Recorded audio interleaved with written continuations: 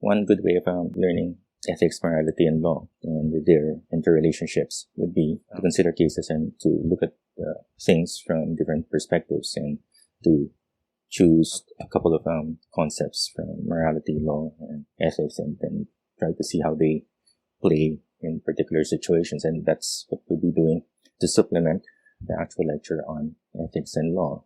And to give you additional ideas, which one session or 1 to 2 session ethics and law lecture does not cover, but which you really, really need to know about before you start doing stuff and practicing in your residence or fellows, or especially if you're consultants and you're completely responsible for your actions without any teachers, mentors, or supervisors behind you, right? So responsibility increases and increases, and of course the liability increases as you get there. So in the way I'll do things, of course, this is not a session for lawyers. I mean, I would guess if a senior law student or even a first-year law student, if they listen to this session, they'll scratch their head and wonder why something so basic is being given to senior medical students. And the simple answer is medical school, as we do things right now, doesn't contain a lot of law or even ethics and morality. But medical practice, when we graduate,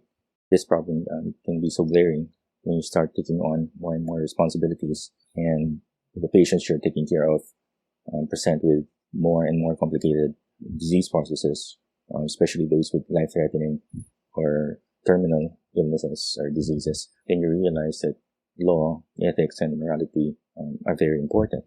But then, of course, you already graduated.